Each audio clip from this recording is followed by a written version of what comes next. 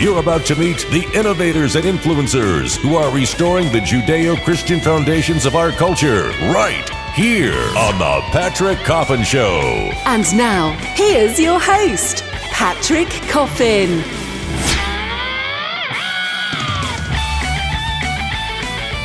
Hi, and welcome to The Patrick Coffin Show.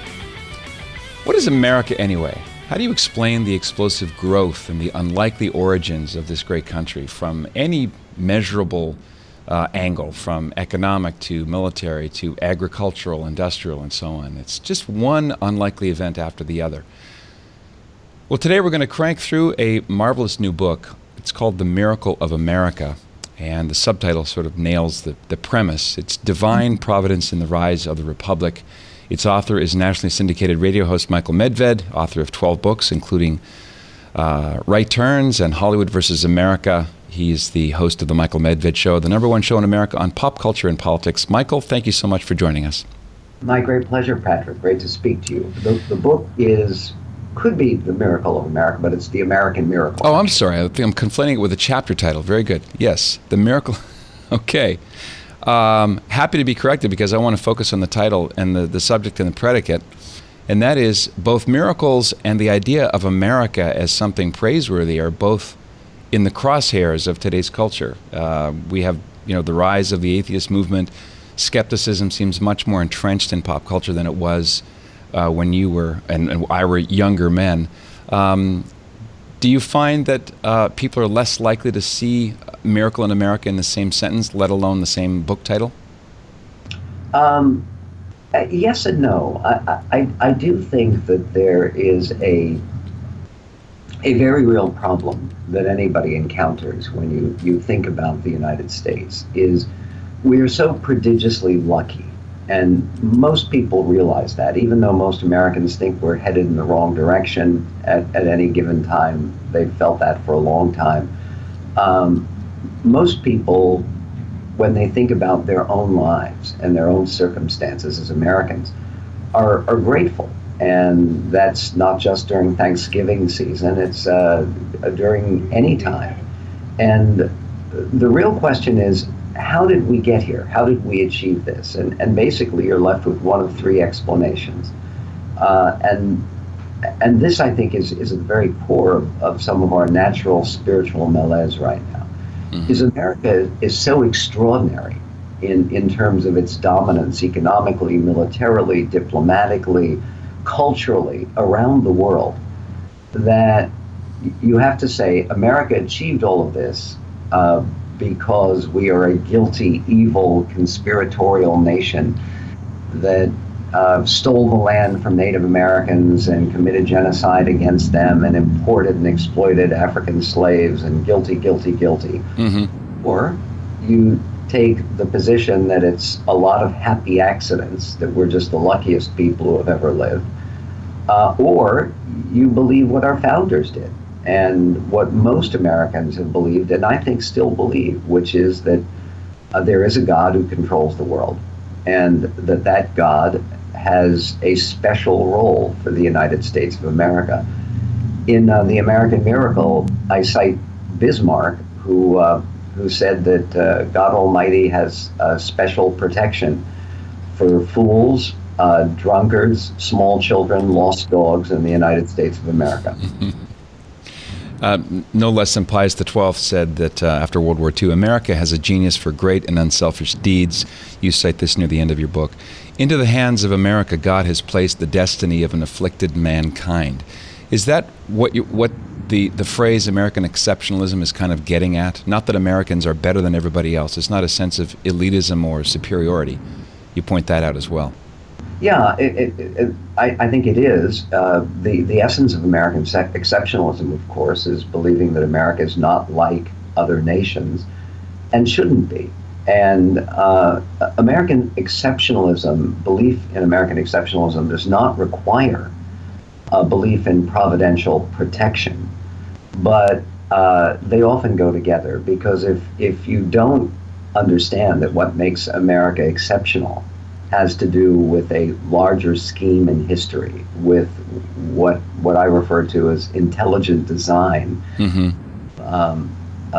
The American experience, then you're left with alternate explanations. And one of the alternate explanations, as well, is just a series of happy accidents. But a pattern of happy accidents is still a pattern. And I'm trying to look at that pattern as part of the reason I wrote the book. Just one unlikely thing after the other that you note in the book, starting with the very odd coincidences of the deaths of four of the presidents, three of the first four presidents, John Adams and Thomas Jefferson dying on the same day, on the 50th Jubilee year of America's founding, in separate cities, of course, and then James Monroe. It's astoundingly unlikely that the original leaders would die in such a fashion. Is that one of those God incidences, to quote Chesterton? Yes, and it surely is, because there is no other explanation. People who have calculated the odds reckon the odds as something like 1 out of 7 billion, which is highly, highly improbable. And what happened is 50 years after the signing of the Declaration of Independence on July 4th, 1826, we were planning a grand national jubilee. It says on the Liberty Bell, proclaim liberty throughout the land and to all the inhabitants thereof, which has to do with the 50th year, the biblical jubilee. Yeah. So we were celebrating this jubilee. Adams and Jefferson, the two people most involved with actually, in Adams' case, pushing independence, and in Jefferson's case, writing the actual declaration. Those two people, both former presidents, were both alive, which was amazing. Jefferson was 83, Adams was 90 in 1826. Adams' son, John Quincy Adams, was president of the United States. They were both invited to Washington to participate in this grand celebration, and both were in frail health, so they couldn't come. The fact that these two men, the only two presidents ever to die on the same day, not only died on the same day, but died on the day that was the 4th of July, which was a sacred day to them. But not just any 4th of July, but the 50th anniversary, the Jubilee year.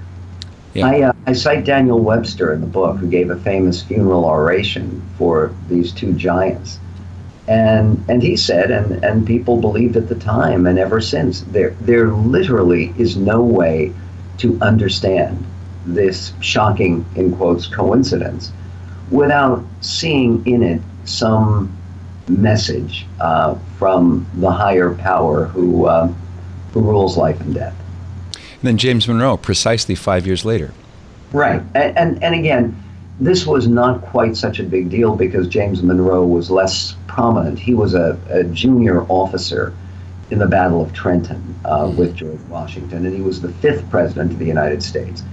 But yeah, he died on the 4th of July, exactly 5 years later. And again, we don't have even other presidents dying on the same calendar date. It's the whole thing. The whole thing is quite remarkable. Also remarkable is the fact that and I talk about this. There's another chapter in the book about the Constitution called an assembly of demigods, which is what Jefferson called the people who gathered, who didn't include him. He was in Paris as our ambassador to France. The people gathered in Philadelphia to draft a new constitution.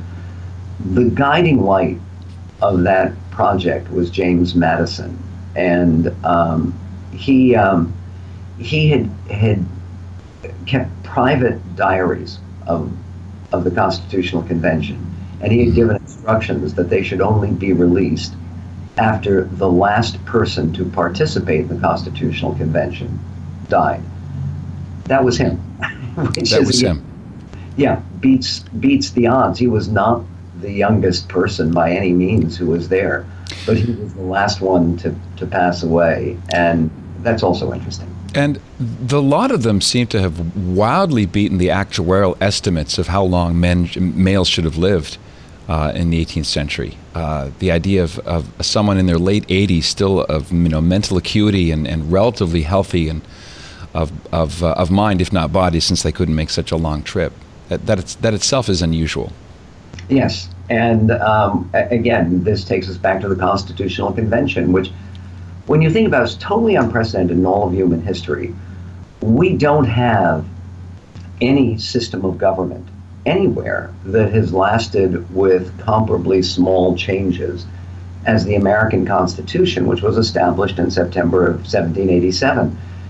The leading lights at that Constitutional Convention were, of course, Washington, who presided over it, and James Madison, who was called the father of the Constitution because of his Virginia plan.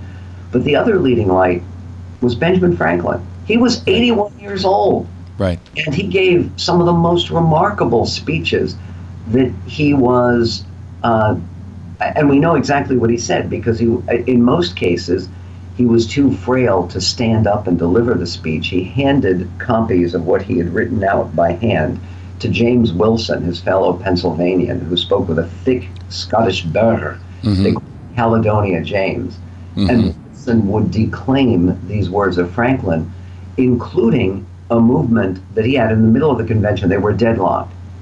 He said, the problem is we aren't opening our sessions with prayer. And he called on them to do that as a way of breaking this deadlock. And I use this as an epigraph in my book. He said, if a sparrow cannot fall without his care, can an empire rise without it? And that's profound, and it moved the delegates. I'll ask a question that might be triggering for the cast of Hamilton. So if you are part of the cast of Hamilton, please turn this broadcast off. We can't promise a safe space for you. I want to ask you about Squanto. This is another unusual, unlikely character to emerge just at the right time with the right gifts and skill set to aid this rise of this republic. Who was Squanto for folks who've only heard, let's say, the Democratic secularist version of Squanto's biography? Well, first of all, if they really are secular progressives, they haven't even heard the name Squanto. Right. Tis Squanto, because apparently, even though the Pilgrims wrote his name down as Squanto, the authentic name, we think, in the Pawtucket language, which was the tribe that he was a member of, was Tisquantum. But for the purposes of our conversation, Patrick, we can call him Squanto. I don't think he would mind. And he wouldn't mind because he was a Christian. And again, one has to understand, Massachusetts is almost totally free. There's no European settlement in Massachusetts. These guys, the Pilgrims, who we celebrate every Thanksgiving, very intrepid people. There are 140 of them on this boat, the Mayflower, and they have a contract with the British government to settle the tip of Manhattan Island. That looked like a good target, and they aim square for it and miss by 250 miles.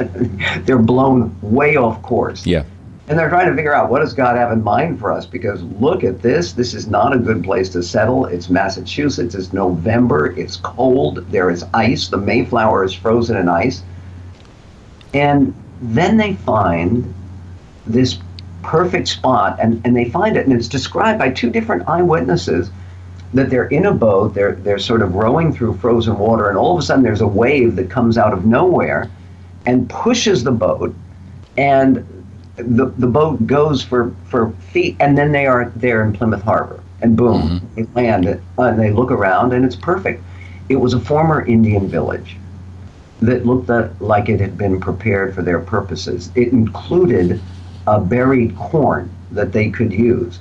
And being religious people, they thought, God has sent us here. God sent that wave. We have found the one place. Now, it turns out that village was the home village of the one Indian in this entire area who was Christian. How was he Christian? He had been kidnapped as a boy from his village by a passing slave ship, basically, sold as a slave, sold to Spain. He was then ransomed out of slavery into England, got back to America, and found that his village had died of disease. They are not sure which disease it was. It had not been, quote, liquidated because there were European settlers nearby. But he comes back. He had become a Christian in England. spoke English, and all of a sudden he finds these people Englishmen, settling in his home village, and he comes to speak with them and to live among them in the site of the village where he was the only survivor, and to help them and to allow them to survive. Now, again, the odds of that happening, given the all of the strange elements of Squanto's story, the odds against that being a pure accident seem to me to be very high. I understand he took instruction and baptism in the Catholic faith by the Spanish friars, and had a fairly proficient ability in English and in the fish fertilizing. Did that come from Squantum as well? Well, there's argument about this among historians, and I talk about that in my book. There's a new book, which is pretty good actually, by Charles Mann, which is called 1491, which is about the world of Native Americans before Europeans arrived. Mm-hmm. And he says that the way the Pilgrims thought is that they were able to grow corn by taking fish, burying it in the ground together with seeds of corn, and then the dead fish would nourish as fertilizer and help the corn grow. Mm-hmm. And historians have looked for some evidence that the Indians knew how to do this, and there's none. Mm-hmm. Indians didn't do it. It was not something that Squanto taught that was ancient Indian lore. Here's the truth. He lived in the English Midlands, where that practice was common in England. So he brings that information back, and he is the one Indian, the only one in the entire area who would know about this particular technology and be able to impart it to the Pilgrims. So it makes it even more unlikely and bizarre. That's the watchword, unlikely. I've got a problem, Michael, because there's so many fascinating anecdotes that you list in the book, but I want to go to the great figure of George Washington and start his list of unlikely and providential elements of his life, and that is early immunity to smallpox. Why was that key for all his later adventures?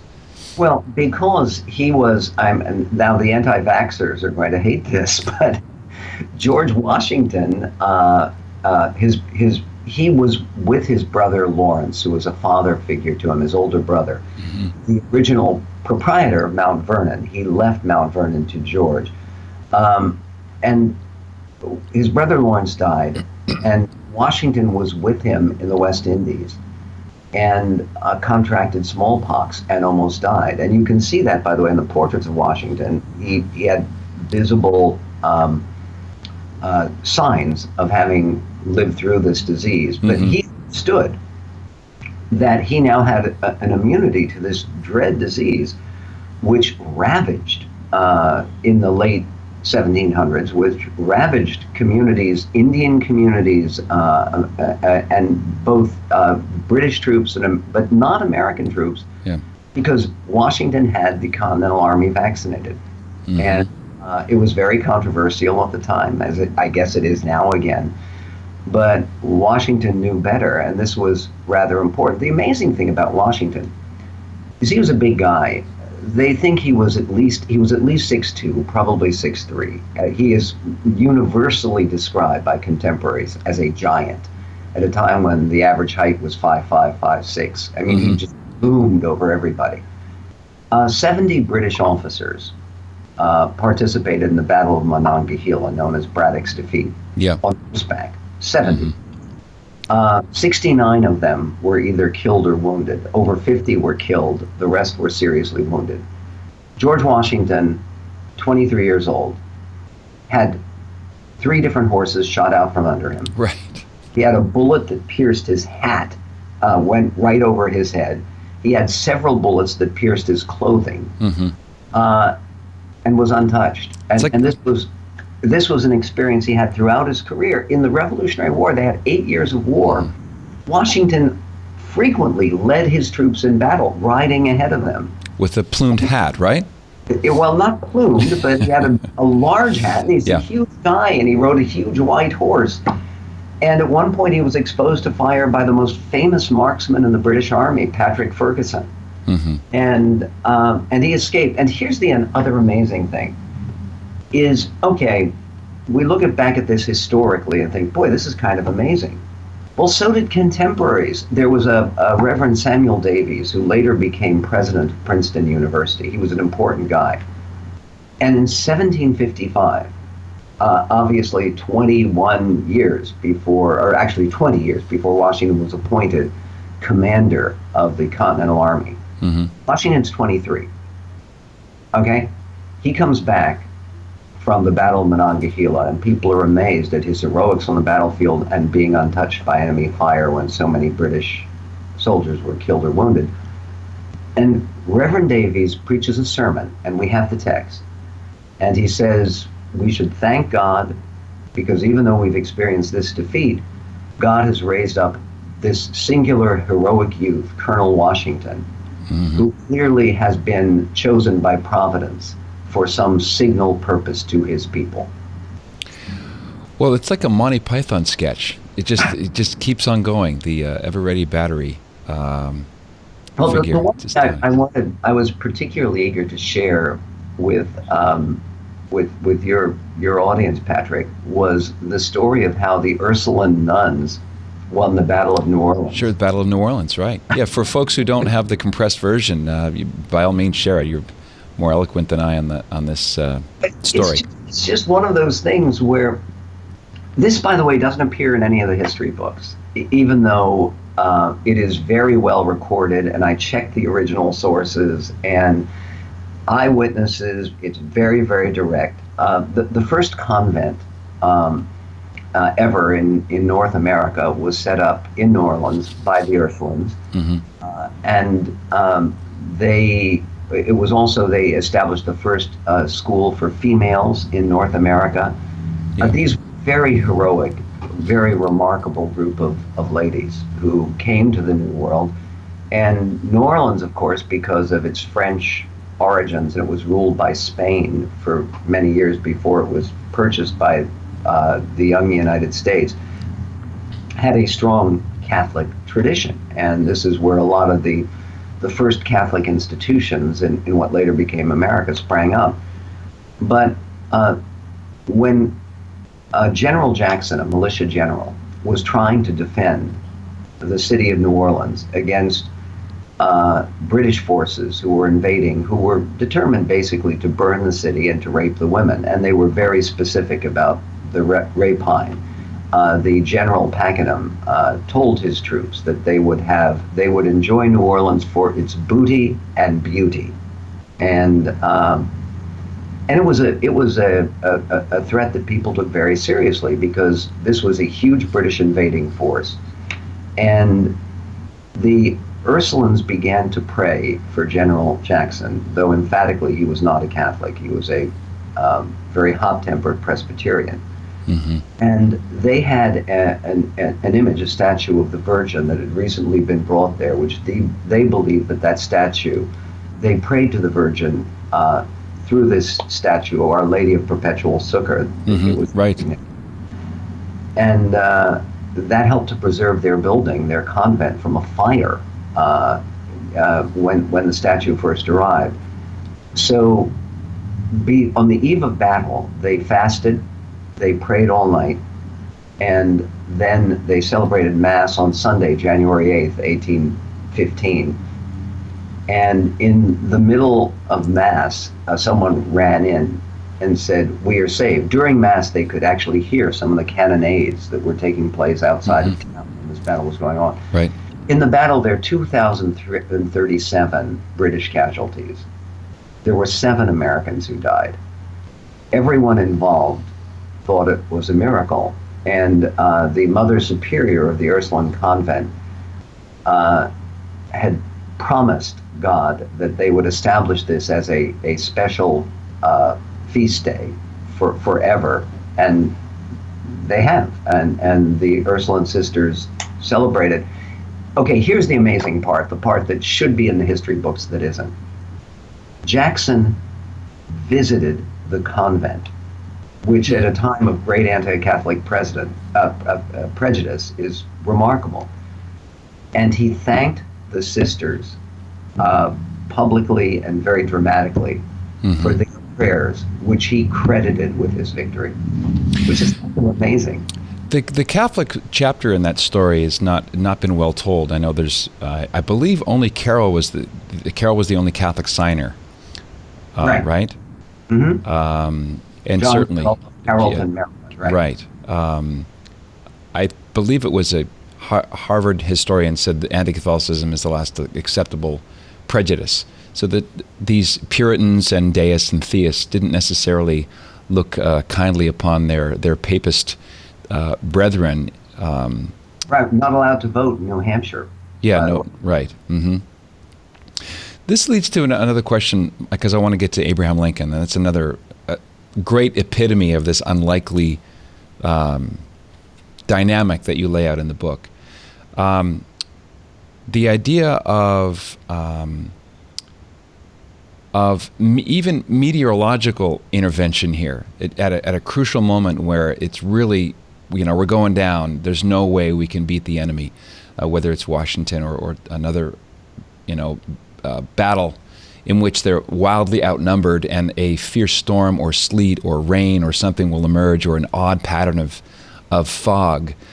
I'm sure that was noted at the time as part of the miracle that you cite in the title of the book. Just give an example or two of nature herself intervening on behalf of the colonists. Well, the best example, which I highlight in the book, and I highlight it in the book by quoting contemporary accounts word for word, because you can't improve on them. Right. Because people were so amazed, was the Battle of Brooklyn. And yes, it's that Brooklyn. Yeah, that Brooklyn. People think there's going to be a battle other than some kind of riot or something. But okay, yeah. It's Brooklyn, New York. The British are going to try to capture New York, which is sort of a very inviting target to them, because there's a lot of what was called Tory sentiment, pro-British sentiment against the Patriots who were fighting for independence. Yeah. And they set off this army. The Battle of Brooklyn was by far the largest battle in terms of the troops involved in the Revolutionary War. And it was a complete disaster for the Americans. They were outclassed, they were outnumbered, they were surprised, Washington did not handle the troops well at the day of the Battle of Brooklyn. And so this nearly 30,000 British troops basically shatter and then surround this American army, which is pushed back into the village of Brooklyn, facing the river. There are 2 British men of war on the river. There's the British Navy. There are a total of 55 British ships. The men of war are huge with big guns, and then 53 other British ships, smaller ships. They are completely penned in. You have about 9,000 surviving American troops, surrounded by at least 20,000 victorious British troops, and surrounded on the other side by the East River and by the British Navy. So how are they going to get out? It's August. It's late August. All of a sudden, there is, first of all, there was a lightning storm that was frightening its intensity right before the battle, and everyone commented on it. It was as if heaven were sending out its artillery, warning of this great event. All of a sudden, a fog comes up out of nowhere, and people saw it at the time as providential, because with the cover of that fog, Washington was able to get his men on boats, row them across the river, literally directly under the sights of these British men of war that were about to blow them out of the water. And then as soon as the last American boat had docked, and again, John Trumbull, the great revolutionary painter, later, who was a young officer, he had just graduated and from Harvard, and John Trumbull points to the fact that as soon as the last American forces had landed safely in Manhattan, away from the British capture. Mm-hmm. Fog lifted, and all of a sudden it was a clear morning. And that, of course, struck everyone. Washington was very direct about it. That what made he had the French alliance, which helped win the war at the end of the war, but he was very conscious of the fact that they had a more important ally throughout the struggle. And they didn't articulate this in an explicitly biblical Jewish or Christian way. This is not the God of the Bible, according to the leaders themselves, right? They had some sense of fate and kind of a perhaps in a non-pejorative sense, primitive understanding, as far as a deist could, of providence, of some great, as you say, intelligent design. Few of them were Bible-believing Orthodox Christians, correct? That is correct, and but none of them doubted the existence of what they referred to. Washington, very pointedly, never used the term God. He didn't refer to God or to Jesus Christ. He referred to that power or the higher power. He refers in his first inaugural to the invisible hand. Yes. But again, says in his first inaugural that we must acknowledge and adore that invisible hand. Often with the capital I, capital H, right? Absolutely right. Can we jump? Again, that was typical of Franklin. It was typical of Adams. These were people. And here's the other thing that was different about it.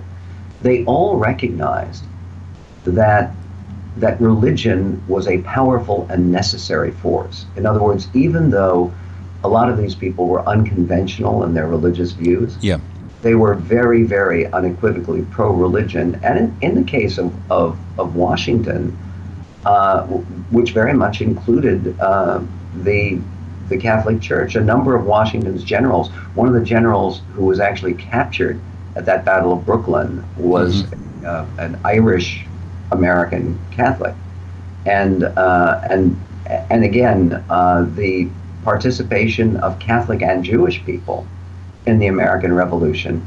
The Jewish community at the time, there were only 3,000 Jewish Americans of the 3 million Americans at the time of the Revolution, but most historians would say that the support for the Patriot Clause was higher among the small Jewish population than any other religious denomination at the time in North America. How would the founding fathers and the framers and the leaders that you cite in the book, Michael, how would they react to reading, say, an amicus brief written by an ACLU attorney, this hardcore materialist, anti-religious impulse? This is not compatible with the America that the founders envisioned, is it? This idea of a godless, purely secular state, totally foreign.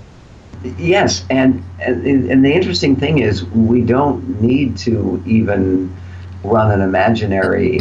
This is not in my book, but to me it's fascinating. Is that Thomas Paine, who wrote Common Sense, which was the little pamphlet that helped to propel American opinion toward independence. Thomas Paine was not American. He was British. He came over here. He identified with the Patriot Clause. He wrote this pamphlet. And then later in life, he became a great supporter of the French Revolution, and he wrote a book called The Age of Reason, which basically derided the Bible and made fun of conventional religion and said that this was a... Now, there are two things about this that I think are noteworthy, because people bring up Thomas Paine all the time, suggesting, oh yeah, the founders would have supported the ACLU. Well, number one, his former allies all disowned him. In other words, for people who had liked Thomas Paine, when he started attacking Christianity, and it wasn't just political, it was ideological.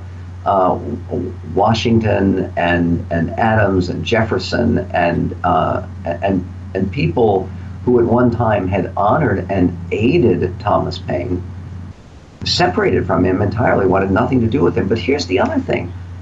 I've actually read Thomas Paine, and even though he attacked the faith basis for Christianity, he wrote very passionately about the need to acknowledge a God in heaven and to teach people about it, and with the idea that a republic cannot be sustained unless people learn that there is a just God who controls the universe. And if we can just leapfrog 100 years or so to Lincoln, the original depressed guerrilla, he also began life as a skeptic, and I believe wrote some tracts in behalf of agnosticism. Abraham Lincoln's views certainly shifted in a fundamental way as he grew in stature, and as his own political career began its meteoric rise. Lincoln had his own self-understanding convert as well, didn't he, as with each success. And there's another completely unlikely candidate for living in the White House, Abraham Lincoln. Yeah, there is. And again, I know people say Mr. Trump is the most unlikely person ever to be elected as president. It's not true. I mean, Mr. Trump is a billionaire. He has been a public celebrity for many years. No one could say he was obscure. I mean, he's certainly somebody who that's right. Identify. He's huge, right? No, huge. Right. So, the most unlikely person ever elected president of the United States was Abraham Lincoln of Springfield, Illinois, who, of course, was born in Kentucky, and he was raised in Indiana, and then he lived in New Salem, Illinois. Lincoln had served one term, 2 years, in Congress of the United States, and his 2-year term was a disaster. He was very unpopular, and he didn't even try to run for re-election, partially because he was giving someone else a turn, but also because he couldn't have reached it.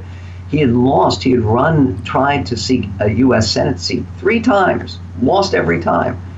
The most obvious miracle about Lincoln is that he became president at all, or that he became prominent at all. When you look at his family, what he referred to himself, or actually it was a relative of his, referred to as the Lincoln Horrors. Yeah. This is a family with a history of serious mental illness, particularly clinical depression. Yes. And Lincoln suffered from it. I include in my book a poem that he wrote, which had been ignored by historians for many years. Now it has been sort of rescued from history in the last 20 years, called the Suicide's Lament, and he clearly was at different points in his life suicidal, and part of what changed is he went from this young adolescent and early 20s. Sort of radical atheism. There is no God. And he apparently wrote a pamphlet with that argument, which was destroyed by a good friend of his, because even then he was hoping for a political career, and he understood that Lincoln could not make it. A very good friend. Yes, who helped rescue Lincoln in that regard. But there's no question that after he lost 2 of his sons, Eddie and Willie, both of those experienced, he had 4 sons. Ultimately, 3 of the 4 sons died before reaching adulthood, and 1 after Lincoln was killed. But the point is that he returned to the sort of Baptist traditions of his father, Thomas Lincoln, and began reading the Bible for great comfort. And he never, again, was not an Orthodox Christian, but he started going back to church, and he started praying regularly. And there are many, many eyewitnesses who report, including his best friend, Joshua Speed, who visited Lincoln in the White House in 1864, and was surprised to see the president in his private office. They used to not have the Oval Office, what is today called the Lincoln bedroom, which is actually what Lincoln used as his private office. And Speed went upstairs to that Lincoln office, and there was the president reading the Bible.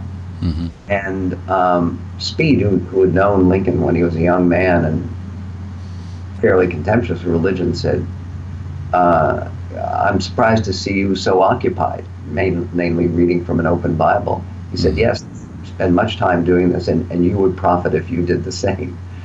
And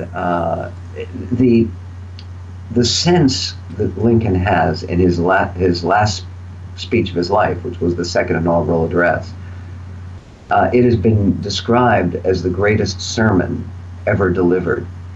And it is one of those remarkable incandescent works of literature. It's humbly do we ask, solemnly do we pray that this mighty scourge of war shall speedily pass away. The language in it is so lyrical and deeply spiritual and deeply religious.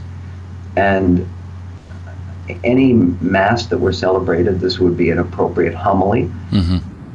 It would work in any Jewish congregation and in any form of Protestantism that one knows. It is a meditation on the will of God, and one of the great state papers ever written by a human being. And characteristically brief, therefore more potent, right? Yes, President Lincoln had much more than I do, the great gift of brevity and focus. Well, he didn't host a radio show. They don't call it silent. But he would have been great at it because he could disarm opposition. Yes. And that's something that I try to learn from. And he was transformed at the pulpit, so to speak, right? On the stump, he would go from sad and melancholy, maybe kind of uncouth and homely, to electrifying with something to say. I mentioned there are two different eyewitness accounts to one of the most important speeches he ever gave, which was in 1860, right before the Republican convention. He spoke at Cooper Union in New York. It was considered a very important audience because there had been some talk about this failed Senate candidate, Lincoln, and the only reason people are even talking about him as a potential presidential candidate is Illinois was considered the crucial swing state at the time that the Republicans needed to carry, and the Democratic candidate was going to be Stephen Douglas of Illinois, who had beaten Lincoln Yes. in 1858. And at Cooper Union, there was a New York sophisticate who was waiting to see who is this man Lincoln. And he says he sees him standing up there, and he says he's gangly, he's ungainly, he's uncouth, his suit doesn't fit well. Right. It's the homeliest face he had ever seen. And then he says when he began to speak, there was a light that came over him. He was transformed. And at the end, Lincoln got this huge standing ovation. And that successful speech, in which this guy who in his entire life had less than a year and a half combined total of formal schooling. Yeah. He was totally self-taught, and it's completely remarkable. He didn't even study law really under anyone. He studied it in books, and his big books were always, from the time he was young, Shakespeare. He knew whole Shakespeare plays by heart, every line, and the Bible, which he also knew by heart. As a Catholic, I don't want to overplay this card too strongly, but Lincoln did die on Good Friday, and his death seems to have had a kind of cathartic or I'm not sure what the right word is, but in the wake of Lincoln's assassination on Good Friday, there was a kind of a reset in the country going forward. Was there a kind of perhaps expiatory is the word I'm looking for? Yes. And there was, and people were very conscious of it. Toward the end of my book, I cite some of the theologians, and literally all of the leading theologians at the time, who ascribed cosmic significance to Lincoln's death.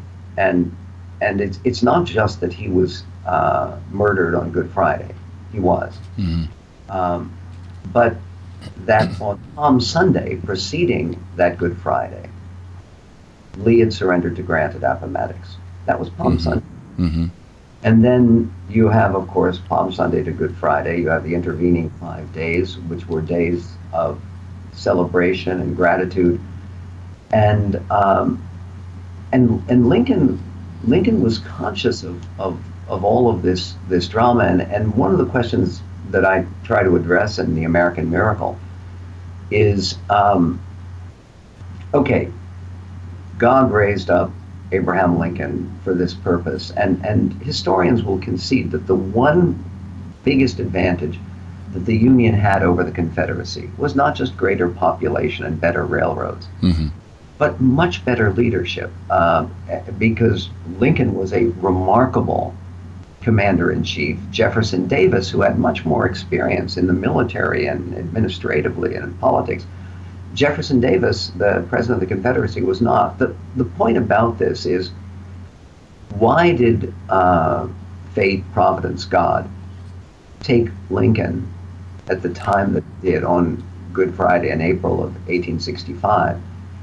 And the real question I ask in American Miracle is how is it that God protected him miraculously till that point?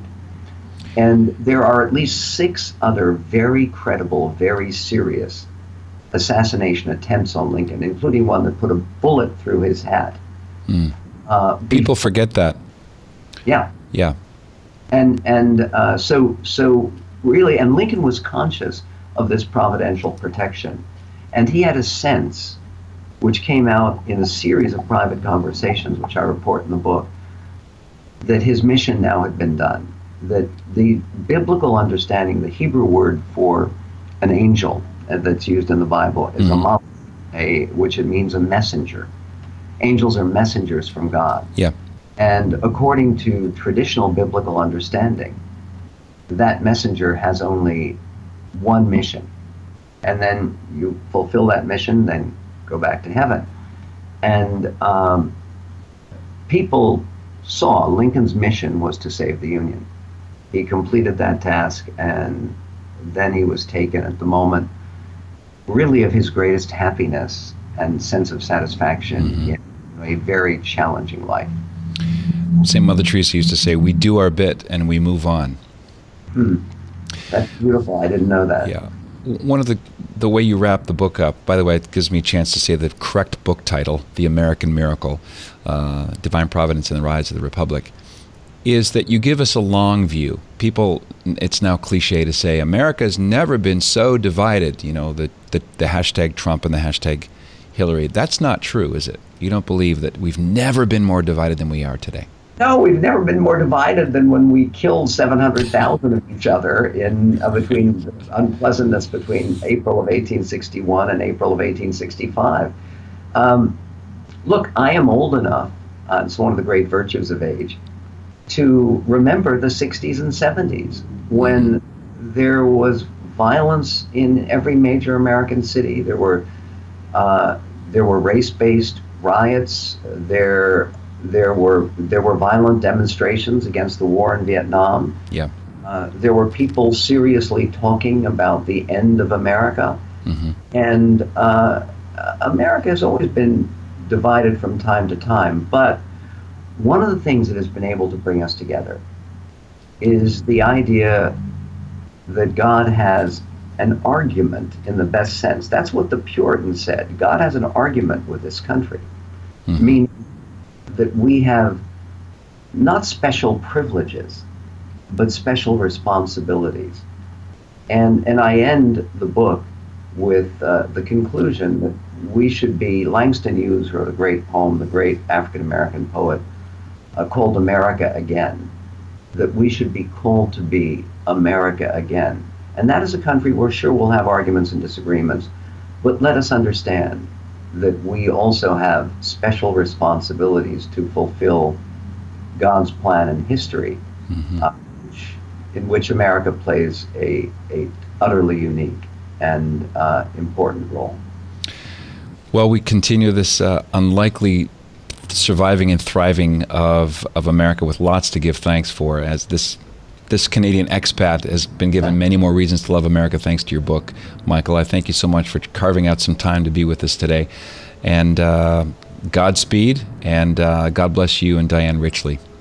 Thank you so much, Patrick. It's a great pleasure speaking with you, and thanks for reading the book so carefully. Well, thank you. The book's called The American Miracle: Divine Providence and the Rise of the Republic. Our guest has been Michael Medved. This is Patrick Coffin. You've been listening to The Patrick Coffin Show.